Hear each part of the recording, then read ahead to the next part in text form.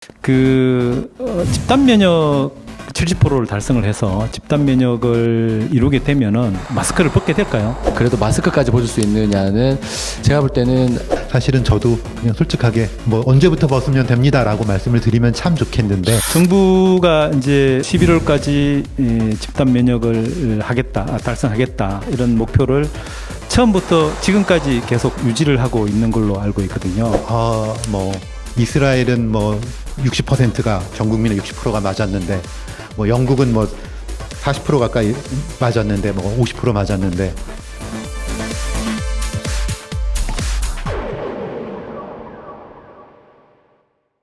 정부가 이제 9월까지 1차 접종 70% 해서 11월까지 집단 면역을 달성하겠다 이런 목표를 처음부터 지금까지 계속 유지를 하고 있는 걸로 알고 있거든요. 방역 당국은 마찬가지인 거죠? 한번 설명을 부탁드리겠습니다. 네. 집단 면역 달성 가능하냐? 정부는 가능하다라고 얘기를 합니다. 그다음에 그 가능하게 하기 위해서 정부가 하고 있는 게 네 가지 노력이거든요. 첫 번째는 우리 앞에서 계속 말씀하셨지만 백신을 조기에 도입하기 위해서 그리고 백신을 약속받은 대로 도입하기 위해서 여러 가지 노력을 한다.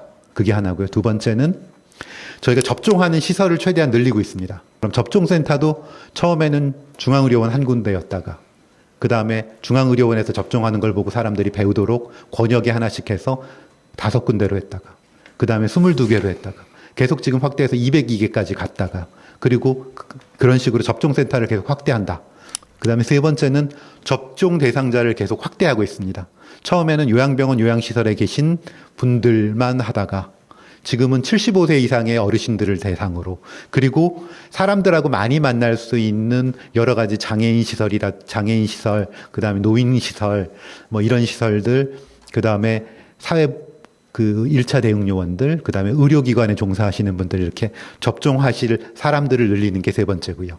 그다음에 네 번째가 오늘 이 자리처럼 국민들께 계속 이상 반응이나 여러 가지 허위 조작 정보에 대한 얘기들을 계속 말씀을 드려서 솔직하게 정보들을 과학적인 근거하에 말씀을 드려서 적극적으로 참여하시도록 하는 노력들을 계속한다. 그런 부분들이라면 충분히 가능하다라고 말씀을 드리고 이걸 좀 국제적으로 비교를 해보면 사실 우리 언론에도 그런 얘기 많이 하시잖아요. 뭐 이스라엘은 뭐 60%가 전 국민의 60%가 맞았는데 뭐 영국은 뭐 40% 가까이 맞았는데 뭐 50% 맞았는데 맞습니다. 그 나라들 그렇게 많이 맞았고요. 우리는 아직 한 3% 정도 맞고 계신데 근데 이거 말고 다른 거를 한번 비교를 했으면 좋겠어요. 우리 방역의 성과는 어떤가? 이스라엘이 20일 날 보니까 신규 확진자가 186명이고 사망자가 19명이에요. 근데 이스라엘은 우리하고 인구 숫자가 다르기 때문에 그거를 10만 명당으로 비교할 수 있게 해보면 거기가 이제 인구가 한 900만 명 정도 되기 때문에 10만 명당 확진자는 9,600명 정도 되는 것 같아요. 그 다음에 사망자는 72명 정도 되는 것 같고 영국 같은 경우에는 6,459명. 그 다음에 사망자는 10만 명당 187명. 미국은 신규 확진자가 하루에 9,400명 정도, 사망자는 169명 정도. 우리나라는 어떨까요? 저희가 매일 브리핑을 하지 않습니까? 4월 20일 날 보면 신규 확진자가 549명이고 사망자가 1명이었거든요. 그리고 10만 명당으로 보면 신규 확진자는 221명. 아까 제가 이스라엘이 9,600명이라고 말씀드렸잖아요.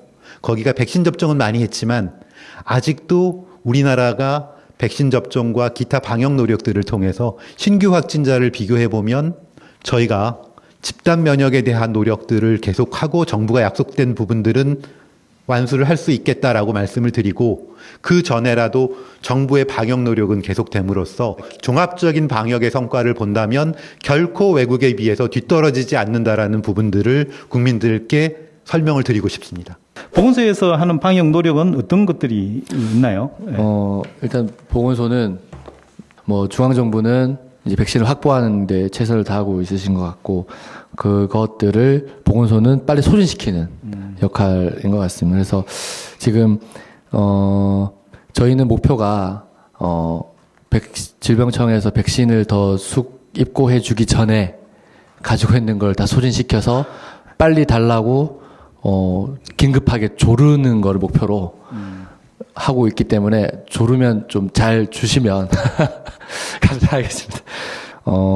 제가 보기로는 가속도는 붙었다고 봅니다. 그래서 저희가 지금 2월 26일부터 시작을 해서 지금 뭐 3% 남짓이라고는 하지만 저희가 볼 때는 어려운 접종건들이었어요. 그러니까 지금까지는 저희가 요양병원, 요양시설에서는 그분들에 대해서 저희가 보건소에서 직접 방문을 해서 접종을 하거나 아니면 촉탁이가 직접 방문을 해서 예지를 하고 하는 거라서 기본적으로 보건소로 내소하거나 접종센터로 오시는 형태보다 훨씬 더 속도가 안 날 수밖에 없는 형태였고, 또 지금도 접종센터도 이제 75세 이상 어르신들인데, 이분들은 이제 젊은 분들보다 여러 가지에 있어서 시간이 더 걸립니다.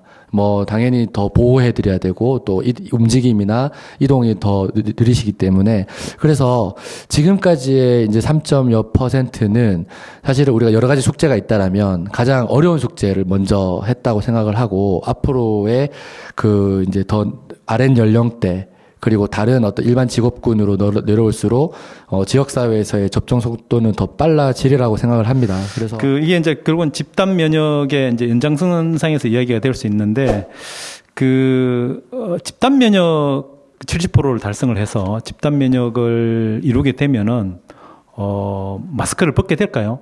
굉장히 어려운 질문이신 것 같고요. 이건 이제 좀 과학적으로 좀 검토를 해봐야 될 것 같아요. 사실은 이제 어떤 얘기를 하냐면 이제 예방접종을 하게 되면 백신을 통해서 내 몸을 보호하는 그런 거는 생기는 거고요. 그런데 그 바이러스가 내 안에 있다가 이게 밖에 옆에 사람한테 전파를 하는 것도 안 되는 거냐. 이런 부분에 대해서는 지금 아직 명확하게 답이 안 나와 있거든요. 그래서 사실은 이 부분들은 조금 과학적인 검토를 좀 해봐야 되겠지만 어쨌든 최대한 정부가 정해놓은 방역 수칙들은 좀 어느 정도 지켜주시고, 그 다음에 이 부분들이 아까 말씀드린 것처럼, 과학적으로 완전히 입증이 될 때까지는 저희가 어느 정도까지는 뭐 손 씻기, 그 다음에 마스크 쓰기, 이런 부분들은 좀 잘 지켜주시면 좋겠다라고 생각을 하고, 사실은 저도 그냥 솔직하게 뭐 언제부터 벗으면 됩니다라고 말씀을 드리면 참 좋겠는데, 그런 것들은 저희가 과학적인 근거 없이 드리는 말씀이라서 그런 부분들은 차라리 그렇지 않게 말씀드리고 과학적인 근거들을 쌓아서 다시 한번 정해서 말씀드리겠다, 이렇게 말씀을 드리겠습니다. 이게 마스크를 벗을 수 있느냐의 문제는 어차피 뭐 집단 면역이 생기면 지금 같은 이제 유행과 대응 체제는 어느 정도 좀 마음을 놓을 수 있지만은 그래도 마스크까지 벗을 수 있느냐는 제가 볼 때는 항바이러스제가 굉장히 중요할 것 같습니다. 그래서 우리가 2009년에 이제 신종 인플루엔자를 겪고 그 이후에 우리가 마스크를 벗었잖아요. 그때 이유가 이제 타미플루라는 약이 있었기 때문인데, 그래서 저는 이제 백신은 기본적으로 방패고 항바이러스제가 창인데, 항바이러스제가 완전히 우리가 쓸 수 있는 타미플루와 같이 쓸 수 있는 게 나올 때까지는 완전히 백신에만 의존해서 모든 방역을 해지시키기에는 사회적으로 부담해야 될 게 그래도 더 크지 않을까라고 생각을 하고, 뭐 지금처럼 뭐 5인 이상 집합금지나 여러 가지 뭐 굉장히 방역 수칙은 어느 정도 뭐 완화를 할 수 있겠지만은, 그래서 이 부분은 빨리 이제 저는 개인적으로 항바이러스제가 빨리 나와야 된다라고 생각하고 있습니다.